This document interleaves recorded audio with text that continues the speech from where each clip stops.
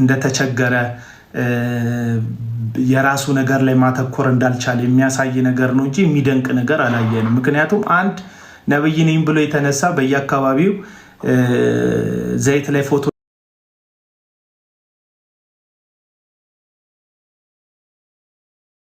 እያደረገ የሚቸበችብን አንድን ተራ ግለሰብ በዚህን ያክል ደረጃ አካብደ ለመቀበል አንተ አይምሮህን መሳት አለብህ። እንዳልኳችሁ ፈረሰኛው ባለመኪናው ምናምን አጃቢው ምናምን እዛ ጋር ያለው ሰዎች የእንትኖች ናቸው። እና ወደ ሲዳማው ልመለስ።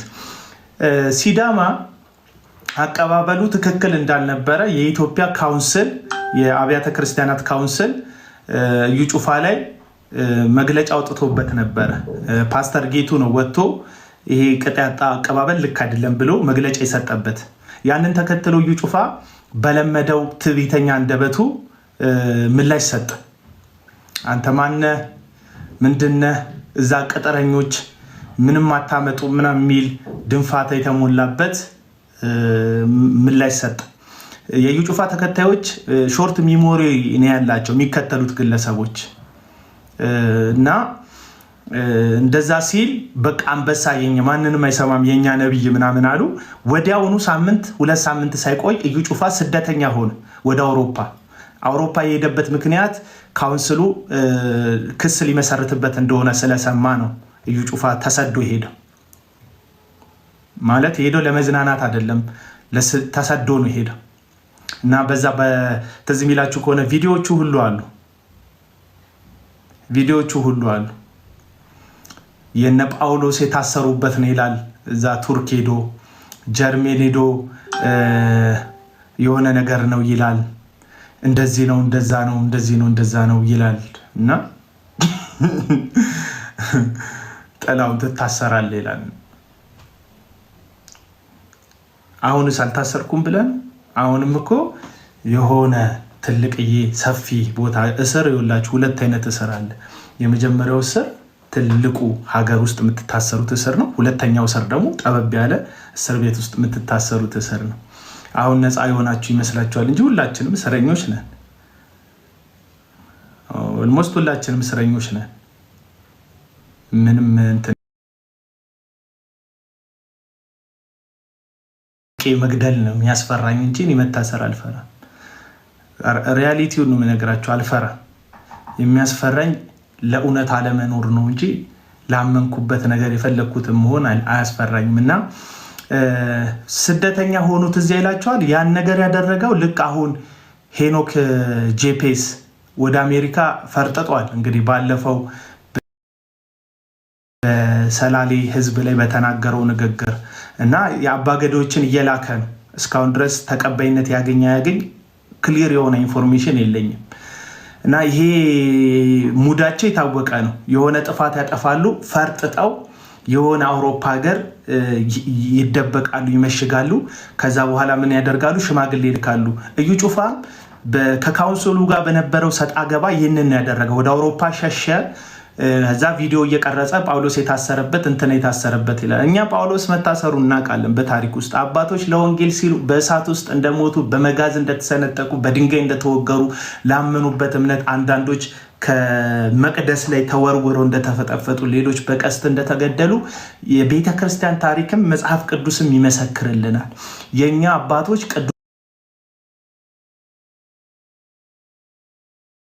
ቅዱሳን ናቸው፣ ሰማዕታቶች ናቸው፣ ለእግዚአብሔር ወንጌል የሞቱ ናቸው። እንዳንተ ለክርስቶስ ኢየሱስ ወንጌል ብልቃጥ ላይ ፎቶቸውን ለጥፈው ዘይት ይቸበቸቡ አይደሉም። ለኢየሱስ ወንጌል ብለው የውሸት ተስፋ ለሰው እየሸጡ የቅንጦት ህይወት የኖሩ አይደሉም። የኛ አባቶች ለጽድቅ የጨገኑ ናቸው። የኛ አባቶች ያለኝ ይበቃኛል ብለው በመጠኑ የኖሩ ናቸው።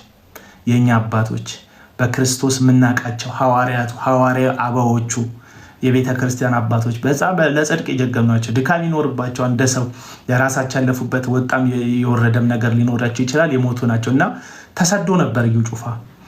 ሽማግሌ ላከ። ሽምግልናው ተቀባይነት አገኘ። ወደ ሀገር ውስጥ መጣ። አገር ውስጥ ከመጣም በኋላ ቢሮ ገብቶ እና ወደ ሲዳሞ እንመለስ። በሲዳማ የነበረው አቀባበል ቅጣምባሩ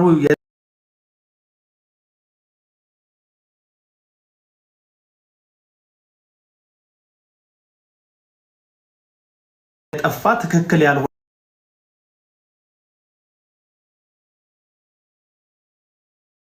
አቀባበል ነበረ። ከዛ ጀርባ ግን የነበረው ሴራ ደም ነው። ዛሬም ደም ነው ከጀርባ ያለ ሴራ። ዛሬ ስለ ደም ነግራቸዋለሁ። እግዚአብሔር የፍትህና የጽድቅ አምላክ ነው ወገኖች። በየትኛውም ዘመን ላይ ናቡቴ የሚባል ሰው ትዝ ይላቸዋል። አንደኛ ነገሥት መጽሐፍ ላይ ያለ ይቺ ኤልዛቤል የምትባል ሴት የአባቱን ርስት ካልወሰድኩብ ብላ የአባቴን ርስት ሰጥ ዘንድ እኔ ማን ነኝ ብሎ የጨከነባት እምቢ ያለ ናቡቴ ይባላል። የአባቶችን ርስት አልሰጥም ዘራፍ ያለ አባቱ የወለደው የአባቱ ልጅ ናቡቴ ይባላል መጽሐፍ ቅዱስ ላይ። ናቡቴ እርሻዬን አልሰጥም ስላለ ምናምንቴ ሰዎች ምስክር አስጽፋ ንጉሱንም እግዚአብሔርንም ሰድቧል ብላ በሙሴ ሕግ ደግሞ ንጉስም እግዚአብሔርም ከሰደብክ በድንጋይ ተወግረ ነው የምትሞተው። በሐሰት ምስክር ኤልዛቤል በገዛ እርሻ ውስጥ በድንጋይ አስወግራ የገደለችው ሰው ነው ናቡቴ። ያኔ ታዲያ የእግዚአብሔር መንፈስ ወደ ኤልያስ መጣና ኤልዛቤልን አለ ውሾች ይበሏታል፣ ማን እንደሆነች አትታወቅም አለ። እግዚአብሔር የንጹሃን ደም መፍሰስ ዝም ብሎ የሚያልፍ አይደለም። እግዚአብሔር የንጹሃን ደም መፍሰስን እግዚአብሔር በፍትህ በጽድቅ በቀል የሚክስ አምላክ ነው። እግዚአብሔር በባህሪው እግዚአብሔር የጽድቅ አምላክ ስለሆነ ደም ፈሷል። እግዚአብሔር በጽድቅ እግዚአብሔር ደም በፈሰሰበት ቦታ ላይ በእነዩ ጩፋ የፕሮፓጋንዳ ንግግር ደሙን ዜሮ አያስገባውም። ዛሬ ልነግራችሁ ፈልገው ይሄ ነው። ተዚህ ሚላችሁ ከሆነ ከአመታት በፊት በአዋሳ ላይ ከባድ እልቂት ተፈጽሟል። ተሸፋፍኖ ያለፈ እልቂት። እኔ ፖለቲከኛ አይደለሁም።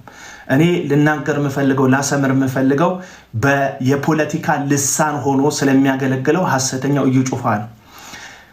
በሲዳማ አንዳንድ የኢንተረስት ኮንፍሊክት የነበረባቸው ሰዎች ብድግ ብለው ሊስት እያወጡ አንዳንዶች የቸርች አባል ሆነው ወንድሞቻቸውን ወላይቶችን አሳልፈው እየሰጡ ደም ፈሷል። አዋሳ ውስጥ ደም ፈሷል። ሰው ተገሏል።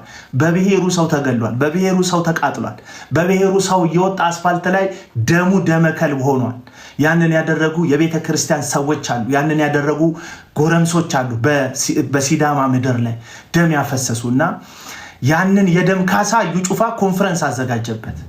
የወላይታ ተወላጅ ስለሆነ የወላይታ ህዝብ ያንን ፍትህ በእዩ ጩፋ ኮንፈረንስ እንዲካስለት እዩ ጩፋ መድረክ ላይ ወጣና ማይሆን ንግግር ተናገረ። የራሱን ለሱ በትልቅ ያቀባበል ተደረገለት። በፒንክ ልብስ ወጣ። ስለ ሲዳማ አሪፍ ነገር አወራ። ሲዳማ እንደዚህ ነው፣ የፍቅር ህዝብ ነው። ሲዳማ የወንጌል ሀገር ናት። ሲዳማ እንደዚህ ተመሳሳይ አሁን ወለጋ ላይ የተናገረውን ሪቨርስ ተመሳሳይ ነገር በሲዳማና በህዝቡ ላይ የሽንገላ ቃላት ተናገረ። ይህን ነገር ለታሪክ ይቀመጥልኝ ወዳጆቼ። እነዚህ ሐሰተኛ ነቢያት ልክ እነ ኤልያስ ስለ ጽድቅና ስለ ንጹሃን መሞት ስለ ፍትህ እነ ኤልያስ እንደተናገሩት እነ ኢሳያስ እነ ኤርሚያስ እንደተናገሩት ስለ ፍትህ ስለ ጽድቅ ስለ እውነት የሚናገሩ አይደሉም። የምትፈልጉትን የሚያወሩ ናቸው እነዚህ ሐሰተኛ ነቢያት። የእግዚአብሔር ቃል ላይ ላስደግፍና ይሄን ሐሳቤ ወደሚቀጥለው ሐሳብ ይሄዳለሁ። የምታውቁት ቃል አለ። ሁለተኛ ጢሞቴዎስ መጽሐፍ ምዕራፍ 4 ላይ ሐዋርያው ቅዱስ ጳውሎስ እንደዚህ የሚልን ሐሳብ ይናገራል። ሁለተኛ ጢሞቴዎስ ምዕራፍ 4 ቁጥር 4 እና 5 ላይ እንደዚህ ይላል፣ እውነትንም ከመስማት ጆሮአቸውን ይመልሳሉ፣ ወደ ተረትም ፈቀቅ ይላሉ። ምን ይላል? እውነትንም ከመስማት ጆሮአቸውን ይመልሳሉ፣ ወደ ተረትም ፈቀቅ ይላሉ። ቁጥር 3 ላይ ሕይወት የሚገኝበትን ትምህርት የማይታገሱበት ዘመን ይመጣል። ወዳጆች ይሄንን ቃል በደንብ ስሙ። ሕይወት የሚገኝበትን ትምህርት የማይታገሱበት ዘመን ይመጣልና ነገር ግን ጆሮዎቻቸውን የሚያሳክክ ስለሆነ እንደገዛ ምኞቶቻቸው ለራሳቸው አስተማሪዎችን ያከማቻሉ። የሚፈልጉትን ለመስማት አስተማሪዎች ሕይወት የሚገኝበትን ትምህርት ግን መስማት አይፈልጉም። ዛሬ ሕይወት የሚገኝበትን ትምህርት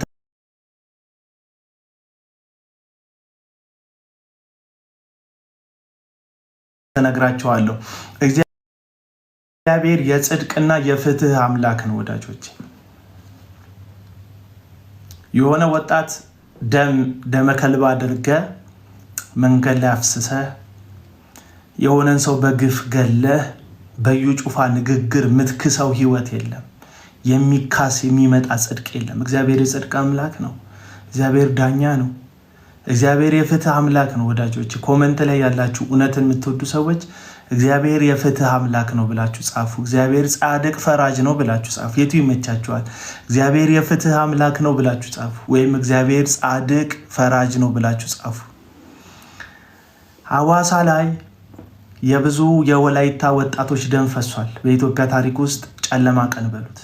ብዙ ወጣቶች ታዲያ ጊዜ ቆጥሮ የወላይታ ብሔር ተወላጅ የሆነው እዩ ጩፋ ስለ ጽድቅና ስለ ፍትህ ሳይሆን ለገዛ ጥቅሙና ክብሩ ብቻ የሚቆመው እዩ ጩፋ ለነዛ ሰዎች ደም መፍሰስ ማካካሻ እንዲሆን ፖለቲካ እንዲሰራ የሐዋሳ መድረክ ላይ ተገኝቶ ሐዋሳ ሲዳማ የፍቅር ሀገር ናት አለ። አዎ ሲዳማ ፍቅር ህዝብ ነው። እኛ ህዝቡን ችግር የለብንም። ሲዳማ የፍቅር ህዝብ ነው። ሲዳማን አይደለም ነው። በሲዳማ ህዝብ መካከል ግን ደም ያፈሰሱ ሰዎች አሉ። ደም ያፈሰሱ ሹማምንቶች አሉ። ወዳጆች በሲዳማ ህዝብ መካከል ተሸሽገው የንጹሃን ወጣቶችን ደም ያፈሰሱ ሰዎች አሉ። እነዛ ወጣቶች ፍትህ ባላገኙበት ደማቸው ደመ ከልብ ሆኖ በቀረበት ለዩ ጩፋ መድረክ በመስጠት የሚካካስ ደም የለም። ወዳጆች ዛሬ መጣበታል ነው። መጽሐፍ ቅዱስ ሲናገር ህይወት የሚገኝበትን ትምህርት የማይታገሱበት ቀን ይመጣል። ስለ ጽድቅ ሰው መስማት አይፈልግም። ስለ እውነት ሰው መስማት አይፈልግም። ለዛ ነው የሃይማኖት ብሽሽቅ ታሪካችንን የሞላው። ያልሰራ ነው የቤት ስራ አለ። ምድራችን ላይ የፈሰሰ የንጹሃን ደም አለ። ጽድቅን የሚፈልግ ፍትህን የሚጠማ ብዙ ደም አለ። እኔ ፖለቲከኛ አይደለሁም። ፖለቲካ አይደለም እያወራ ያለሁት። እኔ የወንጌል ሰባኪ ነኝ። እዩ ጩፋ የሚባል ግን ወንጌልን የሚመስል ወንጌል የያዘ ግን ፖለቲካ እየሰራ ያለ አመፀኛ ሐሰተኛ ነብይ አለ እዚህ ምድር ላይ። እኔ ወንጌል ነው እየነገርኩ ያለሁት። ይሄ ወንጌል ውሸት አይናገርም። ሄሮዲያዳ የምትባል ሴት ባሏን ትታ ንጉስ ስታገባ ዮሐንስ የሚባል ጻድቅ ነብይ ልክ አይደለም ያደረጋችሁት ብሎ አንገቱን በወጭት አረደችውና የዮሐንስ መንፈስ የሚያመቻምች አይደለም፣ ፍትህን የሚናገር ነው። የቅዱሳን መንፈስ፣ የጻድቃን መንፈስ፣ የነቢያት መንፈስ ጽድቅን የሚያወራ ነው፣ እውነትን የሚያወራ ነው። ደም ፈሶ ጸጥ አይልም። ለዚህ ነው ቅድም አንደኛ ነገሥት ላይ ያለውን ኤልያስን አንስቼላችሁ ምን አልኳችሁ? ኤልያስን አንስቼላችሁ እሺ ሃኒ ኤልያስን አንስቼላችሁ ምን አልኳችሁ? ኤልያስ የናቡቴን ደም መፍሰስ እግዚአብሔር ሲሰማ ከሰማይ በኤልያስ በኩል ሆኖ ትንቢት ተናገረ። ኤልዛቤልን ውሾች ይበሏታል። ጣቢያ እየቀላቅ አይደለም፣ በፍጹም ጣቢያ እየቀላቀልኩ አይደለም። እኔ የዛን ጊዜም በሲዳማ ላይ በተደረገው ጉዳይ ላይ እየተናገርኩ ነበር። ሲዳማ ላይ እዩ ጩፋ ፒንክ ለብሶ ትናንትና አባቶቻችሁን ወላይታ ስታዲየም ላይ መጥቶ እንደዚህ የተቀበላችሁት በወጣቶች ደም ላይ መድረክ ላይ ቆሞ ገንዘብ ተደራድሮ የሚከፈለውን ከፍሎ የሚሰርቀውን ለመስረቅ ከሰዎች ገንዘብ ለመመንተፍ በሲዳማ አደባባይ ላይ በወጣቶች ደም ላይ ነው የቆመው። ስለ ፍትህ አይደለም የተናገረው፣ ስለ ጽድቅ አይደለም የተናገረው፣ ውሸት ነው የተናገረው። ምንድነው ማስረጃ? ሁለተኛ ጢሞቴዎስ ምዕራፍ 4 ቁጥር 3 ህይወት የሚገኝበትን ትምህርት የማይታገሱበት ዘመን ይመጣል። ጆሮዎቻቸውን የሚያሳክካቸው አስተማሪዎችን ለራሳቸው ያከማቻሉ። ጆሮዎቻቸውን የሚያሳክክ ምን መስማት ነው የምትፈልገው? ሲዳማ የፍቅር ሀገር ነው መባል ነው የምትፈልገው? የፍቅር ሀገር ነው መጥቶ ይልሃል። ወለጋ የፍቅር ሀገር ነው እንዲልህ ነው የምትፈልገው? ይልሃል። ወለጋ የፍቅር ሀገር ነው እንዲልህ ነው ይፈልግ። ወለጋ ቆንጆ ነው ምሁር ነው የሚወጣው እንዲል ነው የምትፈልገው? መጥቶ ይልሃል። በቃ ምክንያቱም ያንተን ፍላጎት ማገልገል ነው የሐሰተኛ አገልግሎቱ።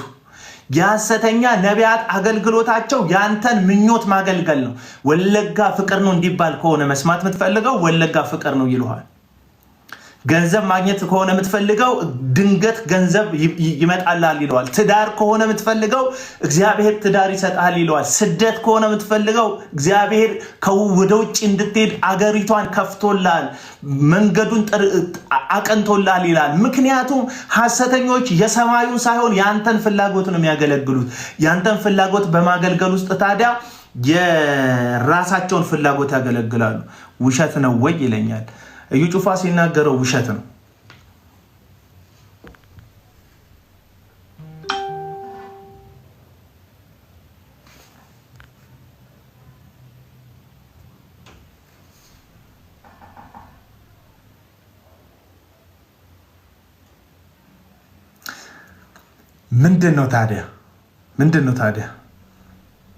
ምንድን ነው ታዲያ? ለምንድን ሄደው ወንጌል ሊሰብክ እንዳልሄደ እኮ በገዛ አንደበቱ ነግሮናል። እዩ ጩፋ ለምንድን ነው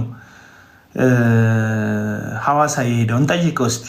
ሐዋሳ ወለጋ ለምንድን ነው እዩ ጩፋ የመጣው? እንጠይቀው። ምን አለ? 8 ዓመተ ምህረት የኔ ስኬጁል በጣም ክራውድድ ነበር። እዩ ጩፋ ለምንድን ነው ወለጋ የሄድከው? የሆነ ቁጭት ግን ውስጤ ላይ ስላደረ ነው የመጣሁት። ከሩቅ ሆነን ስንሰማ ጠላትችን የወንጌል ምድር የሆነችውን ወለጋን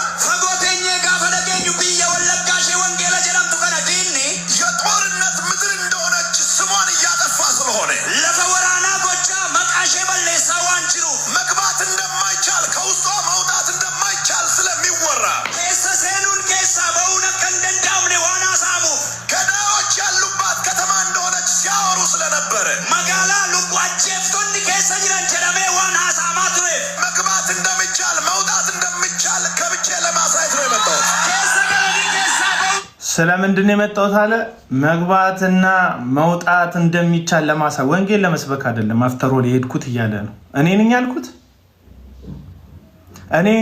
ወይ?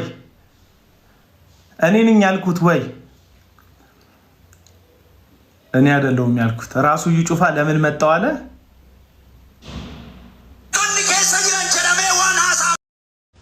ህዝብ አልሞተም። በአማራ ምድር ህዝብ አልሞተም። በወለጋስ ህዝብ አልሞተም፣ አላለቀም። ብዙ ወጣቶች መንገድ ላይ አልቀሩም። ቤተሰቦች አልተገደሉም። ሰዎች አልተደፈሩም። ሐሰተኛ ነቢያቶች የእግዚአብሔርን ፍትህ የእግዚአብሔርን ጽድቅ አይነግሯችሁ። የሚነግሯችሁ መስማት የምትፈልጉትን ነገር ነው። ሁልጊዜ መጥተው የሚነግሯችሁ ማድመጥ የምትፈልጉትን ነገር ነው። የሚነግሯችሁ ነገር እውነት ነው እውነት አይደለም ማለት። ሰይጣን ሔዋን ጋር መጥቶ ሙሉ ውሸት ነገራት እንዴ? እውነት አልነገራትም? ክፉና ደጉን እንዳታውቁ ነው እግዚአብሔር ይህንን አትብሉ ያላችሁ አላላቸው? እውነት የለውም ሰይጣን ግማሽ እውነት ስለሚናገር ሰይጣን የብርሃን መልአክ ይሆናል። እዩ ጩፋ የሚናገረው ሁሉ ውሸት ነው አልኩ። ስለወለጋ አላልኩም። ፍላጎትህን ግን የሚነግርህ ሁሉ በሁሉ የሆነ እውነት ስለሚነግርህ ሳይሆን ሰይጣን ለሔዋን እውነትና ውሸት ቀላቅሎ እውነት ሲደመር ውሸት ቀላቅሎ ሲደመር ውሸት ነግረው ከአምላክህ ያፋቱና የራሳቸው ባሪያ ያደርጉሃል። የራሳቸው ተላላኪ ያደርጉሃል። ልክ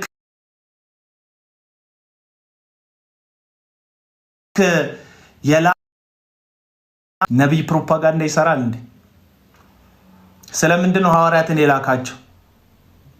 ሂዱ፣ ወደ ዓለም ሁሉ ሂዱ፣ ወንጌልን ለፍጥረት ሁሉ ስበኩ፣ ያዘዝኳችሁን እያስተማራችኋቸው እያጠመቃችኋቸው ደቀ መዛሙርቴ አድርጓቸው። ሌላ ሚሽን አላቸው እንደ ሐዋርያት? እኔ ባይብሊካል የሆነ እውነት አልክድም። ማንም ለማስደሰት አላወራም። መጽሐፍ ቅዱስ እግዚአብሔር ለሾማቸው ባለስልጣናት ሹማምንት እንድንታዘዝ እንድንገዛ መጽሐፍ ቅዱስ ያዛል።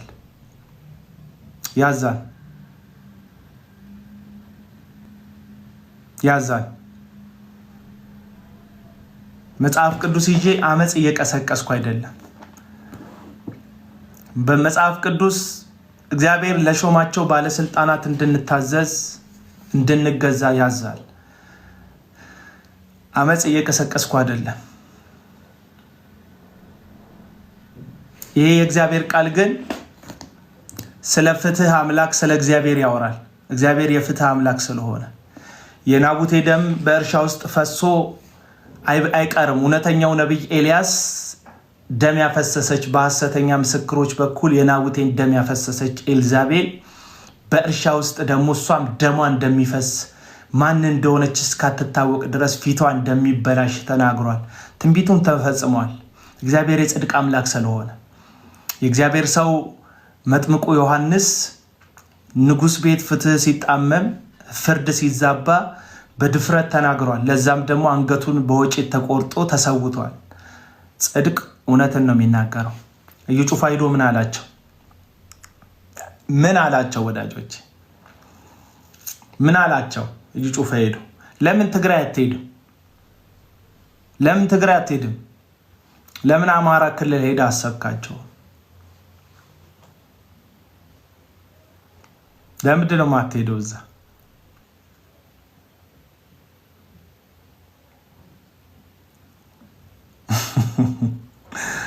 እንደዚህ ይላል። ይኸውላችሁ ወለጋ ላይ ምን የሌለ ነገር አለ? ወንጌል ስለ ልጁ ነው አይደል? ወንጌል ስለ ልጁ ነው። ወለጋ ላይ ምን የሌለ አለ? ምን የሌለ አለ እንድትል አልተላክም። አፍተርወል በነገራችን ላይ ስናገር ወለጋ ስላላት ተፈጥሯዊ ውበት፣ ወለጋ ውስጥ ስላሉ ስለተማሩ ሰዎች፣ ወለጋ ውስጥ ስላሉ መልካም ነገሮች እየካድኳችሁ አይደለም። ፐርሰናላይዝድ እንዳታደርጉት የዛ አካባቢ ተወላጆች። የዚህን መጽሐፍ ቅዱስ ሲናገር የዲያብሎስን ሽንገላ አንስተው ይላል። ሰይጣን ያለው ትልቁ ኃይል መሸንገል ነው። በነገራችን ላይ ሚሸነግላቸዋል፣ መጥቶ ይሸነግላቸዋል። ሐሰተኛ ነቢያት ያላቸው አቅም ሽንገላ ነው። ይህን ሽንገላ ሰምታችሁ እንዳትሸወዱ እየነገርኳችሁ ነው።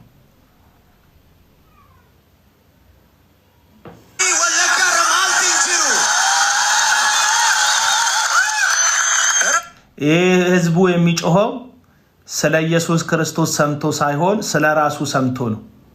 ህዝቡ እየጮኸ ያለው ምን እያልኳቸው ነው? ይሄ ህዝብ እየጮኸ ያለው ስለ ኢየሱስ ክርስቶስ ሰምቶ ሳይሆን ስለ ራሱ ሰምቶ ነው። ጅምሳው ሲባል ወለጋ ይገኛል። ነመዴራ ጋፈ ደሙ ነመ ወለጋ ጅራ። ቆንጆ ሰው ሲባል ወለጋ ይገኛል። ነመ በሬዳ ጋፈ ደሙ ወለጋ ጅራ። አብራሪ ሲባል ወለጋ ይገኛል። ፓይለቲ ጋፈ ጀር ወለጋ ጅራ። ዶክተሮች ሲባል ወለጋ ይገኛል። ዶክተሪ ጋፈ ጀር ወለጋ ኬሰ ጅራ። ተመራማሪዎች የሚገርም አእምሮ ያላቸው ሰዎች ሲባል ከወለጋ ይፈልቃል። ኮረቶታ ጋፈ ጀረመን ወለጋን ኬሰ ጅራ።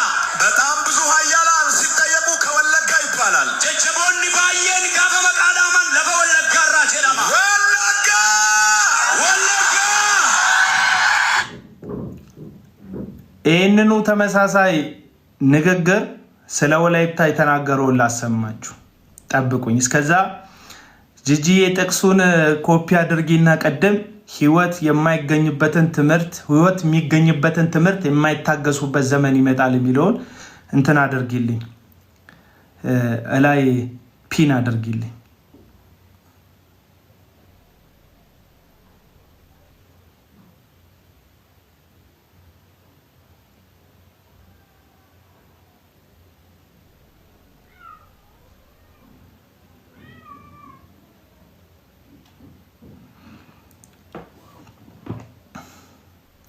አንብቡት ወገኖቼ። ህይወት የሚገኝበትን ትምህርት የማይታገሱበት ዘመን ይመጣል።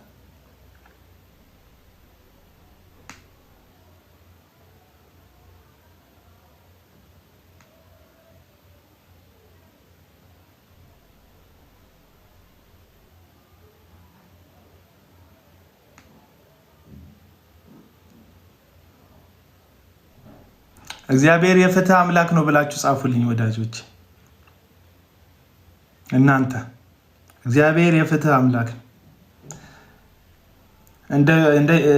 እንደ እዩ ጩፋ ሸንጋይ አምላክ የለም።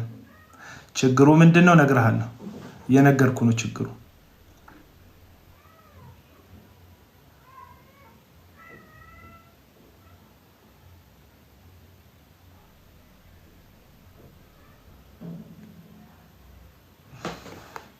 ይሄንን ደግሞ ስሙት። የፓስተሮች ወላይታ ማለት ይሄን ደግሞ ስሙት። የወንጌላውያን የፓስተሮች ወላይታ ማለት የወንጌላውያን የፓስተሮች የሃያላን የምሁራን በዓለም አቀፍ ደረጃ የተጽዕኖ ፈጣሪዎች መፍለቂያ ናትና ዛሬ በወላይታ ሶዶ ከተማ በዚህ ሁኔታ የእግዚአብሔርን ወንጌል ለማወጅ እድል ለሰጠን ጌታ እንደገና ክብር ስጡት።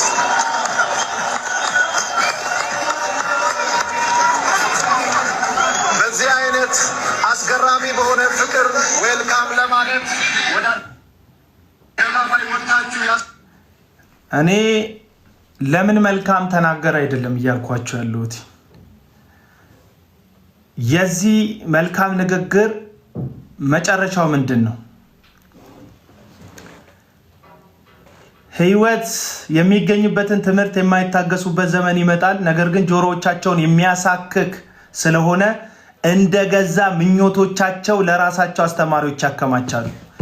ብሔርተኛ ነህ፣ እኔ ብቻ እያልክ ነው፣ በቃ ወላይታነትህ ከክርስትናህ በልጦብሃል፣ ወለጋነትህ በክርስቶስ ካገኘኸው ዳግም ከተወለደው ማንነትህ በልጦብሃል፣ አማራነትህ፣ ትግሬነትህ፣ ሌላም ሲዳማነትህ አንተ በክርስቶስ ኢየሱስ ሆንክ ከሚሉ ዳግም ተወልጃለሁ ከምትለው ክርስትና ማንነትህ በልጦብሃል።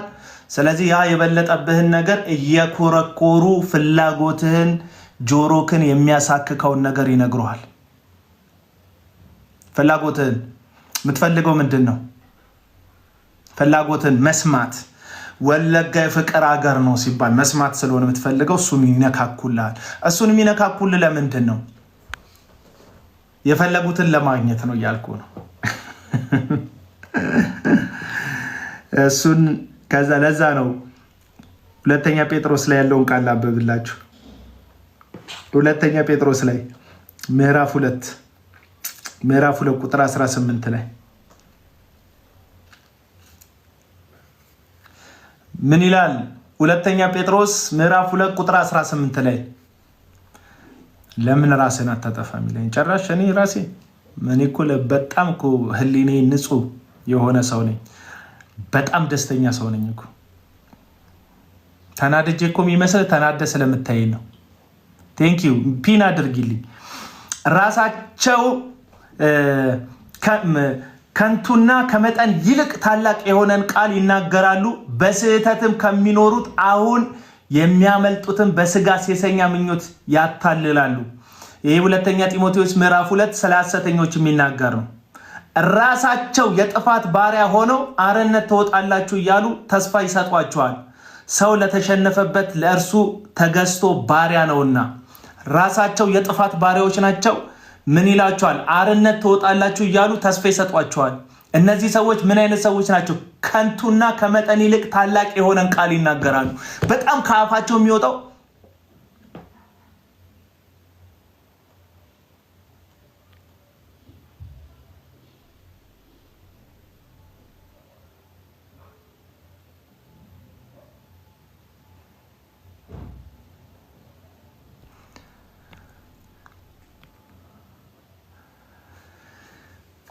ሪፖርት ተደራጅተው ሪፖርት እያደረጓት ነው። አካውንቴ በርቱ በሪፖርት እስቲ ያደለ ተባብረን እስቲ ሪፖርት እናደርጋለን። ተባብረን በሀሳብ ሞግቱ እንጂ ሀሳብ ነው እየሰጠ ያሉት ወላይታ እንደዚህ ናት ብሎ የሚናገረው እዩ ጩፋ ተመሳሳይ ቃል ሲዳማ እንደዚህ ነው ብሎ የሚዋሽ እዩ ጩፋ ነው። በተመሳሳይ ቃል ወለጋ እንደዚህ ነው እያለ የሚናገር እዩ ጩፋ ነው። እኔ ወለጋም ችግር አይደለም፣ ሲዳማም ችግር አይደለም፣ ወላይታም ህዝቡ ችግር አይደለም። ህዝቡ ምን ያደርግ? ህዝቡ ግን ያልባነንበት የተኛበት አንድ ነገር አለ። ህዝቡ ያልነቃበት አንድ ነገር አለ። ምንድነው ያልነቃበት ጉዳይ? እየሸነገሏችሁ ነው። ልክ ሔዋን በሐሳችሁ እባብ እውነት ሲደመር ውሸት ከእግዚአብሔር ጋር የሚያጣላ ነገር እንደተነገራት ሁሉ እባቡን ስለሆነ የሚያገለግሉት እነዚህ ሐሰተኛ ነቢያት ምን እያደረጉ ነው?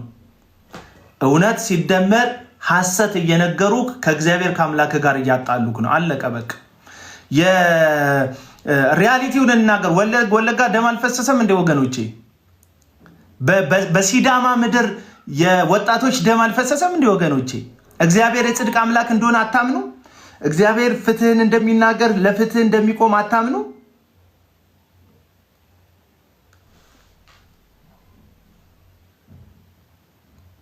ወንጌል ሊያገለግለን የሄደው እንዳትሉ ለምን መጣ ለሚል ጥያቄ ሐሰተኛው ዘይት ሻጩ፣ ዘይት ቸርቻሪው፣ ሐሰተኛው ነብይ ፕሮፓጋንዳ የሚሰራው ወንጌል ሲደመር ዘይት መሸጥ ሲደመር ፖለቲካ ሲደመር ፕሮፓጋንዳ የሚሰራው እዩ ጩፋ ወለጋ የተገኘውት በሰላም ገብቶ መውጣት እንደሚቻል ልናገር ነዋል። ምን ነው በሰላም ወጥተህ መውጣት እንደሚቻል ለማወቅ በዛ ሁሉ ጥበቃ ውስጥ መገመት ለምን አስፈለገ? እስቲ ጥያቄ ጠይቁ። ለምንድን ነው እንደዛ ባጅ የሚጠበቀው? ለምንድን ነው የሚጠበቀው? እንደ አንድ ተራ ግለሰብ ለምንድን ነው የማይሄደው? ክርስቶስ ኢየሱስ ጠባቂ ነበረው? ኢየሱስ ክርስቶስ ጠባቂ ነበረው ወይ? ሐዋርያቱን ይጠብቃቸው ነበር ወይስ ሐዋርያት እሱን ይጠብቁት ነበር? እስቲ መልሱልኝ ኮሜንት ላይ። ሐዋርያት የኢየሱስ ጠባቂዎች ነበሩ ወይስ ኢየሱስ የሐዋርያት ጠባቂ ነበር? እስቲ ማን ነው የሚጠብቀው? ሐዋርያቱ ነው እየጠበቁት የነበሩ የምትሉ ሰዎች ጻፉልኝ። ሐዋርያት ኢየሱስን እየጠበቁት ነበር የምትሉ ሰዎች። አንዳንድ ደፋር ሰባኪዎች ምን ብለዋል መሰለ? ይሄ አሁን ካውንስል ውስጥ ሹመት ያገኘው ሐሰተኛው ሐዋርያ ዘላለም ጌታቸው የሚባል ሰው ለመጀመሪያ ጊዜ በፕሮቴስታንት ታሪክ ውስጥ እሱ ነው በጋርድ ታጅቦ መውጣት ያሳያቸው ለብዙ ሐሰተኞች ማለት ነው። ዛሬ እንደ እውነት ተናጋሪ ሐሰተኞች በዝተዋል እያለ ሚዲያ ላይ ሐሳብ ይሰጣል። ዘላለም ጌታቸው አንድ ቀን ሲጠየቅ ኢየሱስ እኮ በ12ቱ ይጠበቅ ነበር አለ። ኢየሱስን የሚጠብቀው ሐዋርያት ነው ኢየሱስን የሚጠብቁት? እስቲ ልመልሱልኝ።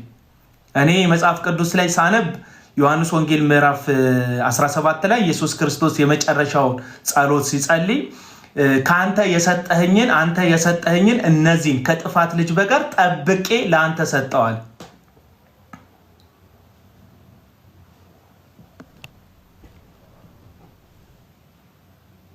ኢየሱስ ይጠብቅ። ኦፍ ኮርስ ዮሐንስ ወንጌል ምዕራፍ 17 ላይ የሰጠኸኝን ከጥፋት ልጅ በቀር ከይሁዳ በቀር ጠብቄ ይኸው ለአንተ አሳልፌ ሰጠው ካለ ኢየሱስ ሐዋርያቱን ይጠብቅ ነበር። እንዴት አወክ? የዛን ጊዜ ጴጥሮስ ጩቤውን መዘዝ አድርጎ ማልኮስ የተባለውን ወታደር ጆሮ ሲቆርጥ ጴጥሮስን ሊይዙት ሲመጡ ከለከላቸውና የማልኮስን ጆሮ በቦታው መለሰለት። ከዛ ራሱን ሰጠ ኢየሱስ።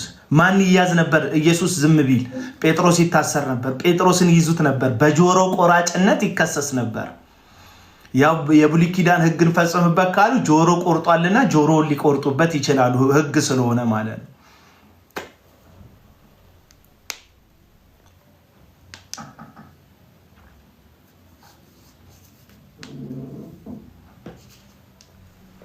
ስለዚህ ይጩፋ ለወንጌል አይደለም የሄደው በዛ ምድር ላይ ለወንጌል አይደለም የሄደው። አሁን ደግሞ ተደረበው ኮመንት ላይ ያየው ነው የኦሮሚያ ስም ያላቸው ሰዎች መሳደብ ጀምረዋል። የምትሳደቡለት እውነት ስለነገራችሁ ጽድቅ ስለነገራችሁ የክርስቶስን ወንጌል ይዞላችሁ ስለመጣ አይደለም። የምትፈልጉትን ፕሮፓጋንዳ ስለተናገረላችሁ ነው እየደገፋችሁት ያላችሁት። አሁን አንድ ዶክተር ነኝ የሚል ላሰማችሁ። አንድ ዶክተር ነኝ የሚል ፎሎ ባክ መልሼ የለ ነበር አንፎሎ አደረግኩት። አሁን ምን ይላል መሰላችሁ? ይሄ ሰው እንደዚህ ይላል። ላሰማችሁ፣ ሁለት ሰዎች ላሰማችሁ። ይሄ ዶክተር ይልማ አበራ ይባላል። ስለዚህ ነብይ ብዙ ዶክተር ይልማ አበራ የኦሮሞ ተወላጅ ነው። ዶክተር ይልማ አበራ የኦሮሞ ተወላጅ ነው። ስለ እዩ ጩፋ ምን ይላል? በጣም አፕሪሺየት እናድርገው ምናምን ይላል። ለምን? ስለዚህ ነብይ ብዙ ጊዜ ኔጌቲቭ ነገሮች፣ ክሶች፣ ውንጀላዎች ምናምን ሲታዩ ላይክ ሼር ምናምን ሲደረጉ ከርመዋል። ሰውን እስቲ መልካም ሲሰራም መልካም ነው ማለትን እንልመድ። በወለጋ ጎዳናዎች እየተዘዋወረ ወንጌል ከመስበኩ በተጨማሪ ብዙ ሰዎች ከመዳናቸው በተጨማሪ የለምለሚቱን ወለጋ የሰላም መልካም መሆን ብዙ ነገር መለወጡን ለዓለም ከሚሊየን በላይ ለሆኑ ሰዎች በማሳየቱ ራጂ እዩ ጩፋ ባየ ገላቶሚ ብያለው። ስለዚህ ነቢይ ብዙ ይህ ሰውዬ ነብይ ጩፋን ለማመስገን የተነሳው ወንጌልን ስለተናገረ ምናምን አይደለም፣ ኦሮሞ ስለሆነ ወንድማችን። አክቹሊ እኔም ኦሮሞ ነኝ እንዳትሳሳቱ ብዬ እኔም ኦሮሞ ነኝ። አትፍቁት እንግዲህ በውስጥ ያለውን ያው ዳግም የተወለደው ማንነቴ ይበልጥብኛል፣ ከኦሮሞነቴ ክርስትና ይበልጥብኛል። ለዛ ነው አይም ሶሪ። ሪስትሪክሽን አለው አካውንቴ፣ ሪስትሪክሽን ይላል። ሰዎች እንዳይገቡ ነው መሰለኝ።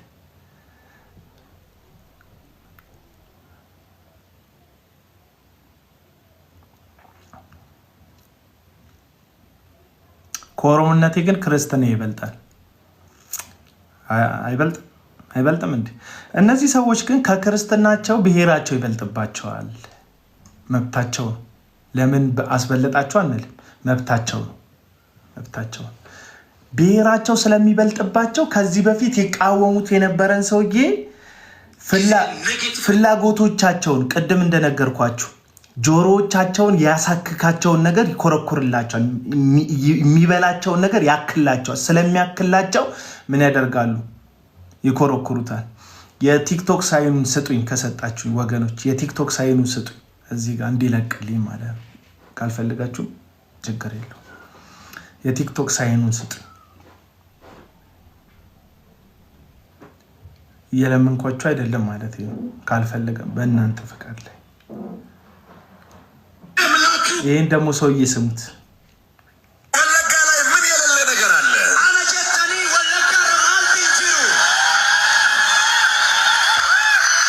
ረጅም ሰው ሲባል ወለጋ ይገኛል። ቆንጆ ሰው ሲባል ወለጋ ይገኛል። አብራሪ ሲባል ወለጋ ይገኛል። ዶክተሮች ሲባል ወለጋ ይገኛል።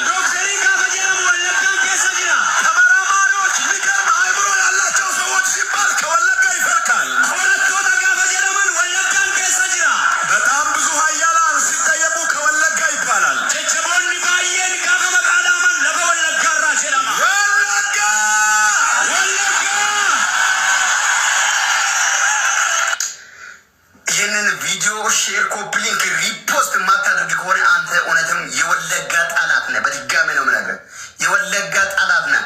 ሼር፣ ኮፒ ሊንክ፣ ሪፖስት የማታደርግ ከሆነ ቶሎ ስክሮል አድርገህ አሳልፍ። ሀምዛ ክፉ ይናገራል ብለህ ነበረ፣ ከቅድም ውስጥ ጠብቀህ ነበር አለ ኮንፈረንስ ነካክሰው። ወለጋ ማለት አባቴ ልክ እንደሰማ ነበረ። ማን ይናገራል ብለን ነበረ ስንጠብቀ ነበረው። ዛሬ ግን ተናገረ። እዩ ጩፋ፣ የእውነቴን ነው የምነግራቸው። እኛ የወለጋ ልጆች ከምንናገር ይልቅ እንደዚህ። ስለዚህ አጀንዳው ኢየሱስን መናገር ሳይሆን ሰውን ማስደሰት ነው። ሐሰተኛ ነቢያት ያንን ነው የሚያደርጉት ልላችሁ ፈልጌ ነው። ያንን ነው የሚያደርጉት ሐሰተኛ ነቢያት። አንደኛ ነገሥት መጽሐፍ ምዕራፍ 22 ላይ ያለ አንድ ታሪክ ላንብብላችሁ። አንደኛ ነገሥት ምዕራፍ 22 ላይ ያለ አንድን የእግዚአብሔር ቃል ሐሳብ ላንብብላችሁ። አንደኛ ነገሥት ምዕራፍ 22 እንሄዳለን። ወደ አንደኛ ነገሥት ምዕራፍ 22 ላይ አንደኛ ነገሥት ምዕራፍ 22 ከቁጥር 24 ጀምሮ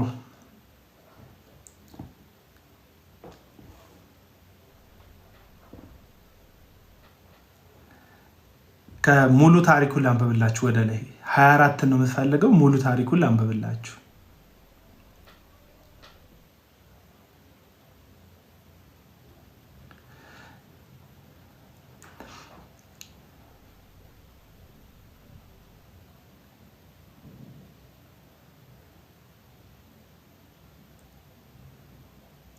ቁጥር 6 የእስራኤል ንጉሥ ነቢዮቹን 400 የሚያሉ ሰዎች ሰብስቦ ወደ ሬማት ዘገለዓድ ለሰልፍ ልሂድን ወይስ ልቅር አላቸው። 400 ሐሰተኛ ነቢያቶች ናቸው። ልሂድ ወይስ ልቅር አላቸው። እነርሱም እግዚአብሔር በንጉሥ እጅ አሳልፎ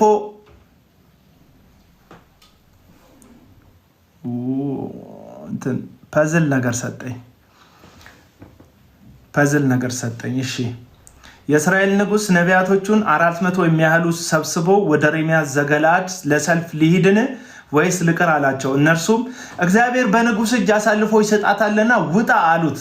ኢዮሳፍጥ ግን እንጠይቀው ዘንድ ሌላ የእግዚአብሔር ነቢይ በዚህ ይገኛል አለ። 400 የሚያክሉ ነቢያት ናቸው ተጠርተው ትንቢት እንዲናገሩ ተጠሩ። ነቢዩ ምን አላቸው? በሬማት ዘገላድ በሚባል ቦታ ለጦርነት ልወጣ ነው፣ በዛ ልውጣ። እግዚአብሔር ምን ይላቸዋል? የእግዚአብሔር በጎ ፈቃድ ነው፣ የእግዚአብሔር በጎ ፈቃድ ነው፣ እግዚአብሔር ከኔ ጋር ይሆናል፣ ልውጣ ብሎ ሲጠይቃቸው 400 በአንድ ድምፅ ምን አሉት? ውጣ፣ እግዚአብሔር ካንተ ጋር ነው፣ ድል ይሰጥሃል ሲሉት ኢዮሳፍጥ የሚባል ንጉሥ አብሮ ነበር ከእስራኤል ንጉሥ ጋር።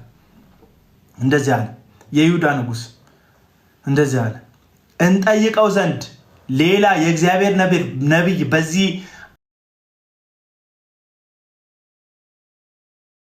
አይገኝምን አለ። 400ም እኮ ጥሩ ትንቢት ተናግረዋል። ከ400 ሌላ ፈለገ። ከዛ እንደዚህ አለ የእስራኤል ንጉሥ ኢዮሳፍጥን እግዚአብሔርን የምንጠይቅበት የይምላ ልጅ ሚክያስ የሚባል አንድ ሰው አለ፣ ነገር ግን ክፉ እንጂ መልካም ትንቢት አይናገርልኝምና እጠላዋለሁ አለው። ሰምታችኋል?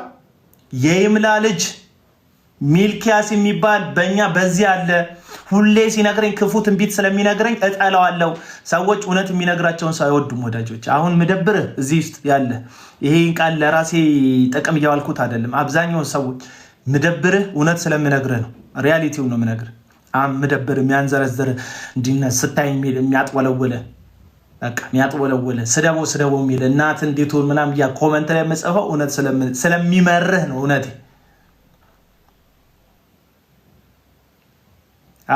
እንደሱ አይነት ሰው ይልሽ ዜሮ እኮ እንትን ምናምን ያላቸው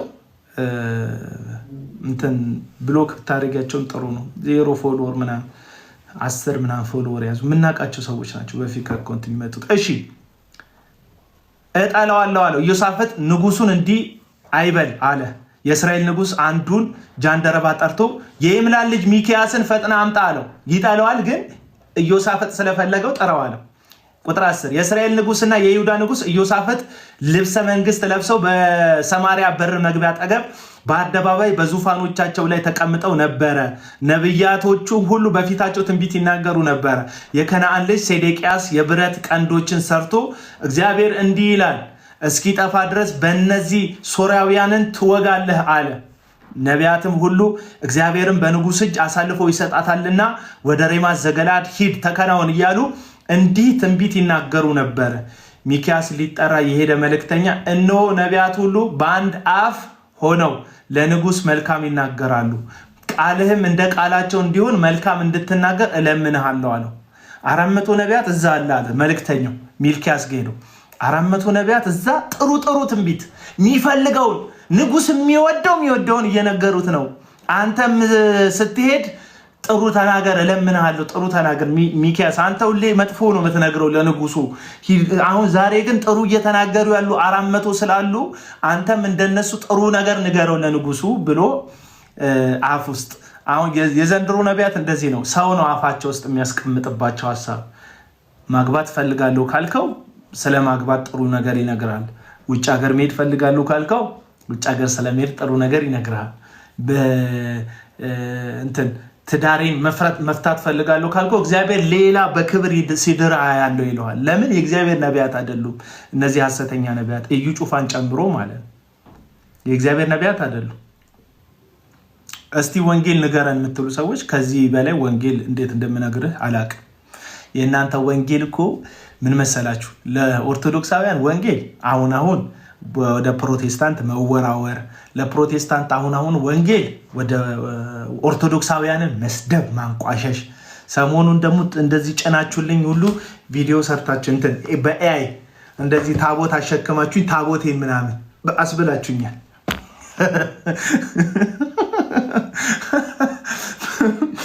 እና ይመቻችሁ የፈለጋችሁትን ልታደርጉ ትችላላችሁ። አንዳንዱ ደግሞ አብሮኝ የበላ አብሮኝ የጠጣ ነው። ተሰብስቡ እሱ ይሄ ልጅማ ለኦርቶዶክስ ጥሩ ስላወራው ለምን እንጣላለን? ለምን እንገዳደላለን? ዝም ብንባባል ራሱ አሁን ባለበት የኑሮ ውድነቱ ከቀጠለ እኮ አንዳንዶቻችን ርቦን መሞታችን አይቀር ወዳጆች። በዚህ ከቀጠለ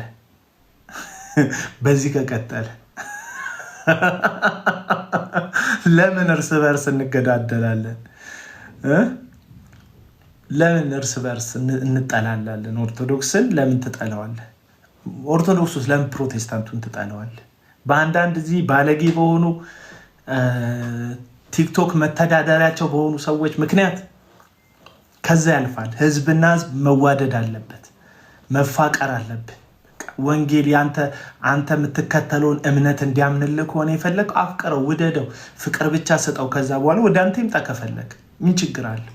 እና ተውት፣ ይሄ የጥላቻ መሰባበቁን ምንም አይጠቅመንም።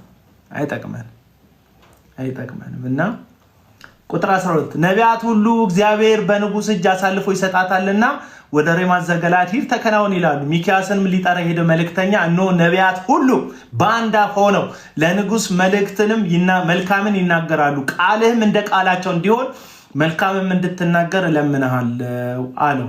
ሚልክያስም ሕያው እግዚአብሔር የሚነግረኝን እርሱን እናገራለሁ። ኢየሱስ ጌታ ነው። ነብይ ማለት ሚክያስ ማለት ነው። እግዚአብሔር ይመስገን።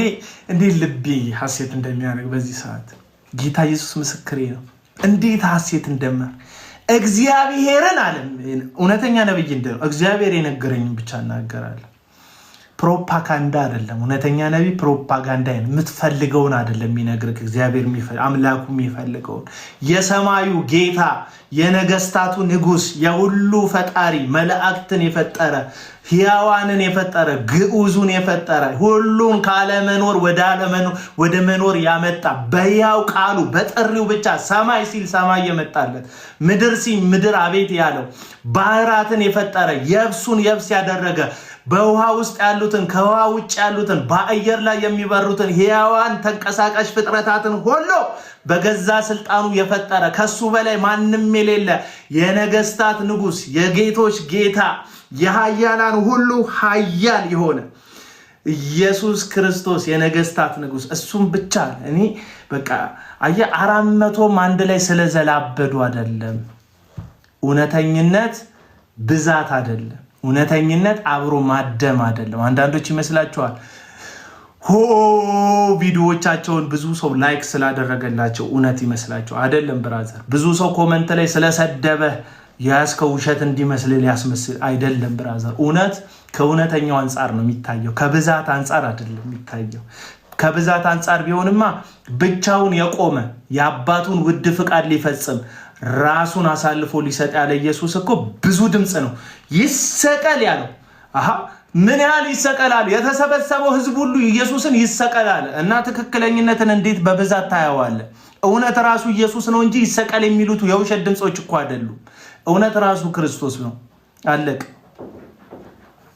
እና እንደዚህ አለ እግዚአብሔርን ሚክያስን ሕያው እግዚአብሔር የሚነግረኝን እርሱን እናገራለሁ። እውነት ነው። ውጣ ተከናውን ካለኝ እለዋለሁ፣ ካላለኝ አልለውም። ወደ ንጉስም በመጣ ጊዜ ንጉስ ሚክያስ ሆይ ወደ ሬማት ዘገለዓድ ለሰልፍ እንሂድን ወይስ እንቅር አለው። እርሱም ውጣ ተከናውን፣ እግዚአብሔር በንጉስ እጅ አሳልፎ ይሰጣታል ብሎ መለሰለት። ንጉሱም ከእውነት በቀር በእግዚአብሔር ስም እንዳትነግረኝ ስንት ጊዜ አምልሃለሁ አለው። እርሱም እስራኤል ሁሉን ጠባቂ እንደሌላቸው በጎች በተራራ ላይ ተበትነው አየሁ።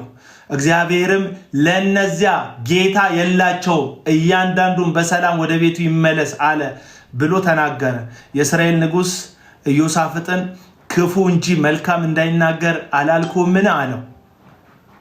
እስራኤል ሁሉ መንጋ ጠባቂ እንደሌለው ተበትኗል። ሄደ ትገደላለህ ነው ያለው። ባጭሩ በአማርኛ ሄደ ትሞታታለህ፣ እግዚአብሔር ካንተ ጋር አይወጣም ሰልፉ ላይ አለው።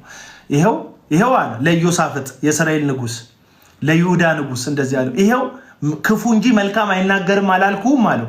ሚክያስም አለ እንግዲህ የእግዚአብሔርን ቃል ስማ። እግዚአብሔር በዙፋኑ ተቀምጦ የሰማይ ሰራዊት ሁሉ በቀኙና በግራው ቆሞ አየሁ።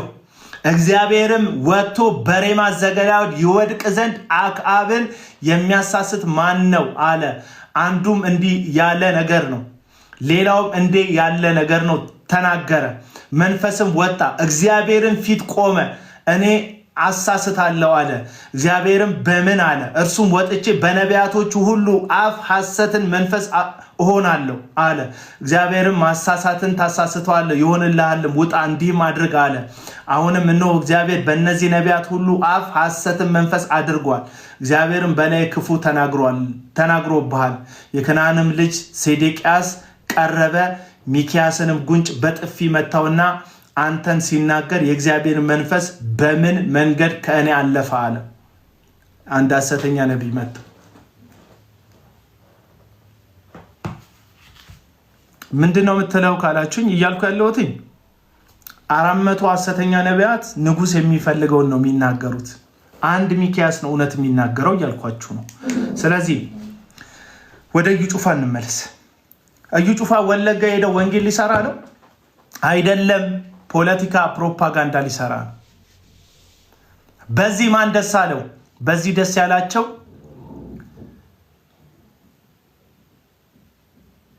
ብሔርተኞች ናቸው ደስ ያላቸው። እግዚአብሔር አይደለም ደስ ያለው፣ ወንጌል አይደለም ደስ ያለው፣ ጽድቅ አይደለም ደስ ያለው፣ የእግዚአብሔር ሐሳብ የእግዚአብሔር የልቡ ሐሳብ አይደለም ደስ ያለው። የሆኑ ፖለቲከኞች ናቸው ደስ ያላቸው። በዛ ፖለቲካ ትርፍ የሚያተርፉ ሰዎች ናቸው ደስ ያለው። አለቀ በቃ። ወንጌል ምንድነው? ወንጌል ስለሞተው ስለተነሳው በጽድቅ ስለሚፈርደው ዳግም ስለሚመለሰው ስለ እግዚአብሔር ልጅ ስለ ክርስቶስ ኢየሱስ ነው። አለቀ። እዩ ጩፋ ሁልጊዜ የጽድቅን ድምፅ የማፈን የሐሰት ተልእኮ ነው የሚቀበለው። አለቀ። ምን አለ እዩ ጩፋ በገዛ አንደበቱ ሲናገር? የመጣሁት ወለጋ የመጣሁት ምን ስለሆነ ነው አለ። በሰላም አይገባም በሰላም አይወጣም ስለተባለ ያንን ነገር አድርጌ ላሳያችሁ ነው አለ። ወለጋ በሰላም መግባትና መውጣት እንደሚቻል ለማሳየት የሄደ ሐሰተኛ ነብይ። ወንጌል ወለጋ ገብቶ መውጣት እንደሚቻል ማሳያ አይደለም። ወንጌል ወለጋ ላለ ህዝብ የምስራች ነው። ወንጌል ወለጋ ላለ ህዝብ በንስሐ ተመለሱ የሚል ድምጽ ነው። አለቀ በቃ አለቀ። ደም አልፈሰሰም ወይ? ደም አልፈሰሰም ወይ? ደም አልፈሰሰም ወይ? ንስሐ ያስፈልገንም ወይ? እግዚአብሔርን መለመን የለበትም ወይ? የወለጋ ህዝብ ገዳይ አይደለም። የወለጋ ህዝብ ገዳይ አይደለም። በወለጋ ህዝብ መካከል ግን ገዳይ አለ። የሲዳማ ህዝብ ገዳይ አይደለም። በሲዳማ ህዝብ መካከል ግን የገደለ አለ። እግዚአብሔር የጽድቅ አምላክ ነው። ጽድቅን የሚፈልግ አምላክ ነው። የኛ አምላክ የጽድቅ አምላክ ነው። የንጹሃን ደም ፈሶ ጸጥ የሚል አምላክ አይደለም። ሐሰተኛ ነቢያት የጽድቅ ድምጽ ከመሆን የንስሐን ድምጽ ከመሰማት ይልቅ ትልልቅ ነገርን እንደሚናገሩ መጽሐፍ ቅዱስ ይናገራል። እኔ ነኝ ያልኩት ሆይ አይደለም። ሁለተኛ ጴጥሮስ መጽሐፍ ምዕራፍ 2 ላይ ታላላቅ ነገርን ይናገራሉ። ታላላቅ ነገርን ይናገራሉ።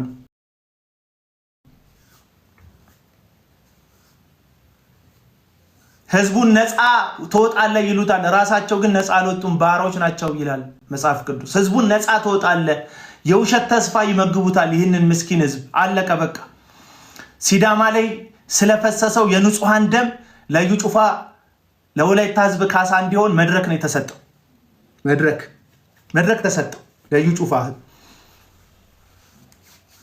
ደም ያፈሰሱ ፍትህ ሊጠየቅ የሚገባቸው ፍትህን ሊጠየቁ የሚገቡ የንጹሃን ደም ያፈሰሱ ቤተሰብ የበተኑ በጠራራ ፀሐይ ላይ ምስኪን ወጣቶችን እየጎተቱ መንገድ ለመንገድ የገደሉ ሰዎች አሉ። እዛ መካከል ላይ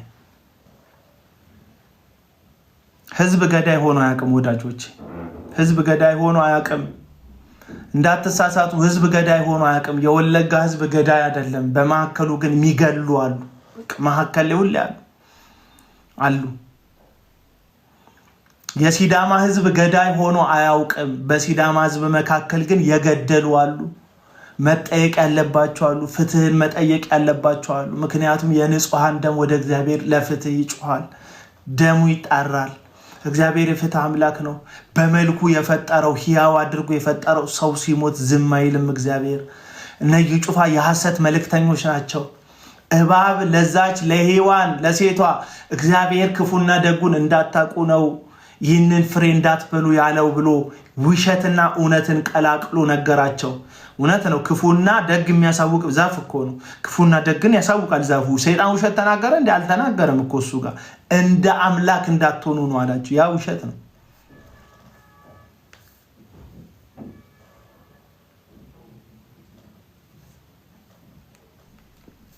ፖለቲካ አይደለም የተናገርኩት። ፖለቲካ አይደለም የተናገርኩት። ፍትህ ነው የተናገርኩት። ጽድቅ ነው የተናገርኩት። በነገራችሁ ላይ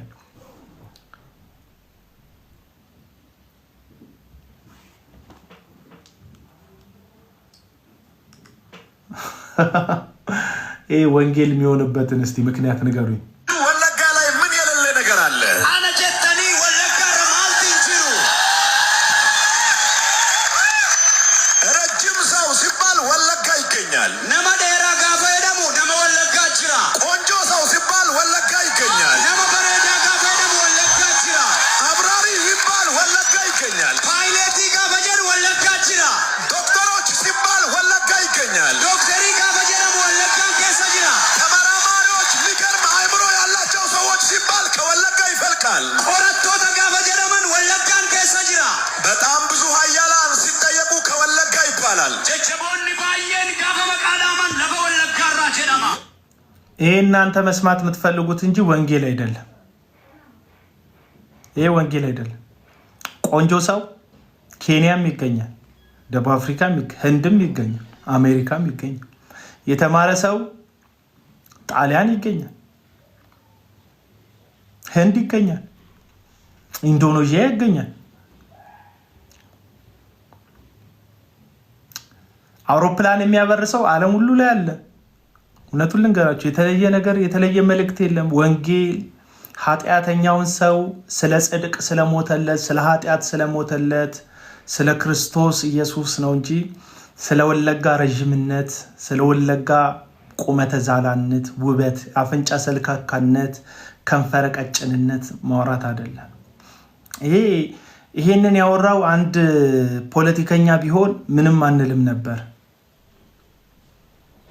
አንድ ፖለቲከኛ ቢያወራ ቪዲዮ አልሰራም። ታውቃላችሁ፣ ብዙ ነገር ይወራል እዚህ ሚዲያ ላይ። ለማንም ቪዲዮ አልሰራም፣ ማንም አይመለከተኝ። አሁን አንድ ግለሰብ ይሄንን ሀሳብ ቢል ታዬ ደንዳ ወይም ጀዋር መሐመድ ወጥቶ ይሄንን ንግግር ቢናገር ምን አገባኝ? ምን አገባኝ ወገኖቼ። ዛሬ ደግሞ እንዴት ነው እኔ ራሱ የወለጎችን ማማር ከሰማሁ በኋላ ነው መሰለኝ በጣም ውብ ሆኖ ታየኝ።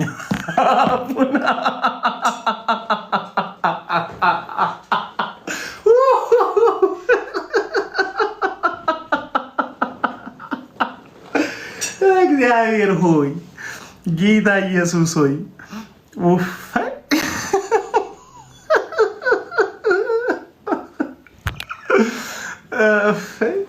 በተለይ ደግሞ ያንን ታቦት አስደርገው የሰሩት ኤአይ ዳውትም አላደርግበትም። መልካም ህዝብ አለ፣ በጣም ቅን ህዝብ ነው ምናምን፣ ምንም ዳውት የለብኝም። ግን አንድ ወንጌል የያዘ ሰውዬ ይሄ ምኑም አይደለ። እስቲ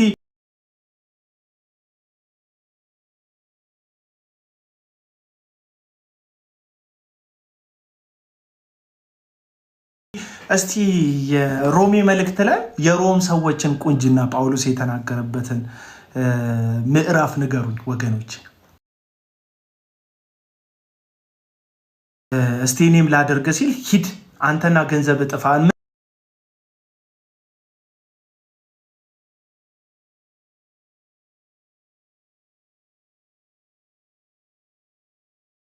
ምናልባት እግዚአብሔር ይቅር የሚል ከሆነ ጠይቀዋለ። ምናልባት ያለው ይቅር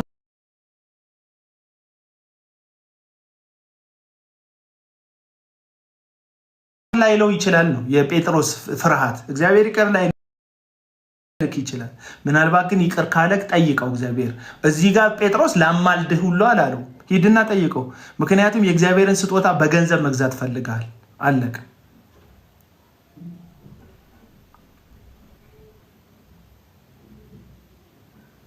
እና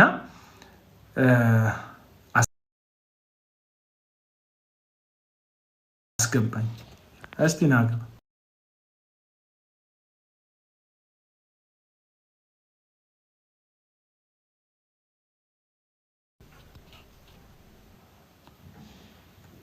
ናግባ ከተላዘዝክ አስወጣሃለሁ። ላዘዛለሁ ምናምን ካልክ አስወጣሃለሁ። ምንም እንደዚህ ዳውት አለ። በአንተ ምክንያት የሚሰበስበው ኦዲየንስ የለኝም። ቻሪ ነው ቻርነት ሰላም ነው። አቤት አቤት። አዎ ቸርነቱ ነኝ። በሌጣ ስምክ ታምራለህ። ፕሮ ምናምን የሚለውን ፕሮ አይሰማም? ይሰማል። ቸርነት ነህ። ምን ሀሳብ አለ?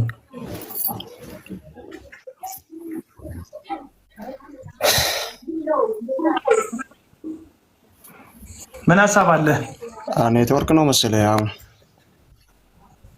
እኔ ይሰማኛል እኮ ይሰማው። ዳኒ ይላል ቴንክ ዩ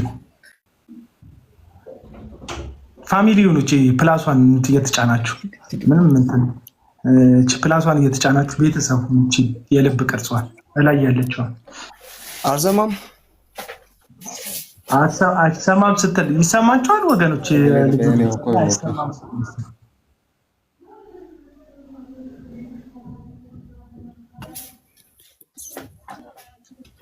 የኔ ነው የእሱ ነው እየሰራ ነው።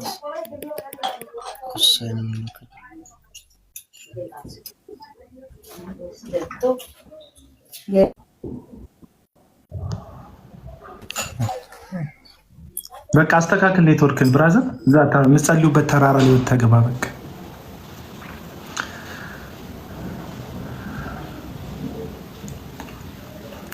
እና የትም ቦታ ላይ የወንጌል መልእክት ስለሆነ አካባቢ ቁመና፣ ሸንቃጣነት፣ ስለ ውበት፣ ስለ ደም ግባት ካይሆነ እዩ ጩፋ ይሄንን በማውራቱ ምናልባት የወለጋ ተወላጆች ተደስታችሁ ሊሆን ይችላል። ግን በወንጌል አይደለም የተደሰታችሁት።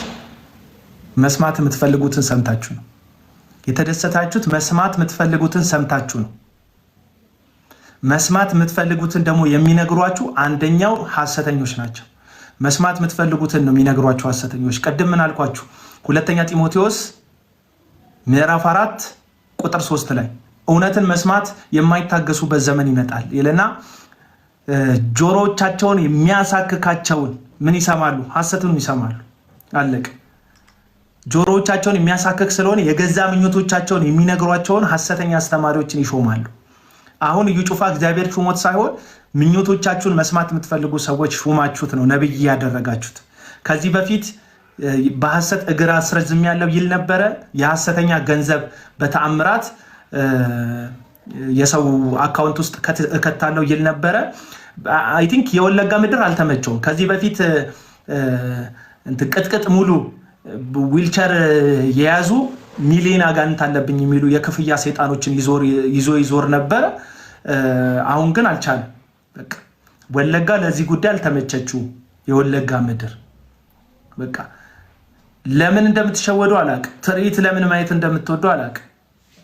ኢየሱስ ክርስቶስ እናንተ ላይ የመሰከረ ይመስለኛል። በዘመኑ ላይ ያሉ ሰዎችን ቢናገርም ቀሉ አመንዝራና አመፀኛ ትውልድ ምልክትና ተአምራትን ይወዳል። ጌታ ኢየሱስን የምትከተሉት ለምልክትና ለድንቅ የሆናችሁ ሰዎች ይሄንን ልጠይቃችሁ ፈልጋለሁ። ተአምራት ይሆናል ድንቅ ይሆናል እያላችሁ በየአዳራሹ ተሰብስባችሁ እንደ እዩ ጩፋ ላሉ ቢዝነስ ኦነሮች ራሳችሁን ገንዘባችሁን የምትገብሩ ሰዎች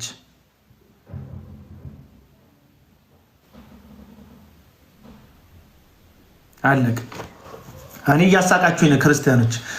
እዩ ጩፋ ስለ ወለጋ የተናገራትን የግብዝ መልእክት ሪፖስት የምታደርጉ የኔ ፍሬንዶች ያዩዋችሁ አላችሁ። በጣም ነው የገረማችሁ።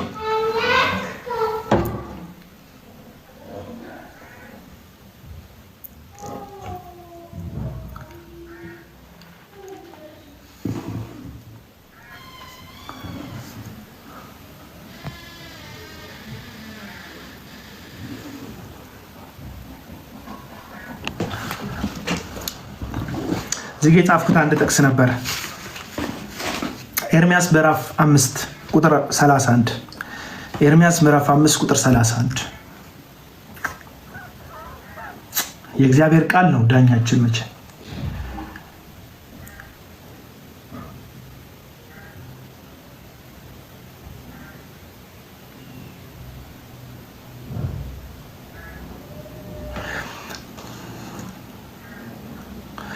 ነቢያት ሐሰትን ትንቢት ይናገራሉ፣ ካህናትም በእነዚህ እጅ ይገዛሉ፣ ሕዝቤም እንዲህ ያለውን ነገር ይወዳሉ፣ በፍጻሜው ምን ታደርጋላችሁ ይላል። ሕዝቤም እንዲህ ያለ ነገር ይወዳሉ። ምን ይወዳሉ? የሐሰት ትንቢት ይወዳሉ፣ ሐሰተኛ አገልግሎት ይወዳሉ። ስለዚህ እግዚአብሔር ለእነዚሁ ሰዎች እግዚአብሔር እነዚህን ሰዎች አሳልፎ ይሰጣቸዋል።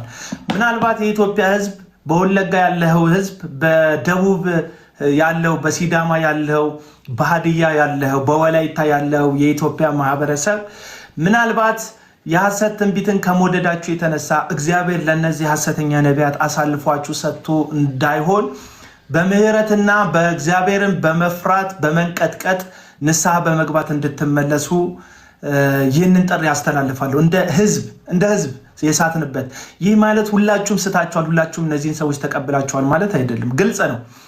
ለምሳሌ የደቡብ የወንጌላዊ አብያተ ክርስቲያናት ህብረት ነጻድቁ በስተርጅና በመጨረሻቸው ላይ የጣሉትን እውነታቸውን ጽድቃቸውን ብድጋን አድርገው ካውንስሉ ሐሰትና እውነትን እየደባለቀ ነው ብለው ደብዳቤ አውጥተዋል።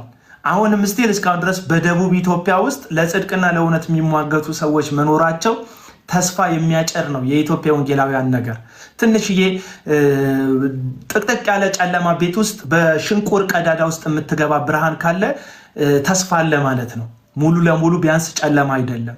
እግዚአብሔር ደግሞ ህዝቡን አሳልፎ ሙሉ ለሙሉ ይሰጣል ብዬ አላስብም። በዘመናት መካከል በጠፋ ህዝብ መካከል እግዚአብሔር ቅሬታዎች አሉት፣ የራሱ ቅሬታዎች የሚጠቀምባቸው ድምፁን የሚያሰማቸው ለባኦል ነቢያት ያልሰገዱ በኤልያስ ዘመን ኤልያስ እኔ ብቻዬን ቀርቻለሁ ከአባቶች አልበልጥም ውሰደኝ ብሎ ሲጠይቅ እግዚአብሔር ፊት ሲጸልይ እግዚአብሔር ምን አለው? ለባኦል ያልሰገዱ ለምስሉንም ያልሳሙ በከንፈራቸው ያልሳሙ በዋሻ ተደብቀው ያሉ 7000 ምርጦች አሉኝ አለ እግዚአብሔር። አሁንም ምርጦች አላችሁ።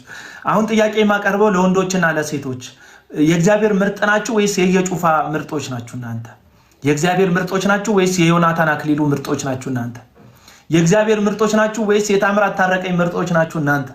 የእግዚአብሔር ምርጦች ናችሁ ወይስ የታምራት ደምስስ ምርጦች ናችሁ እናንተ?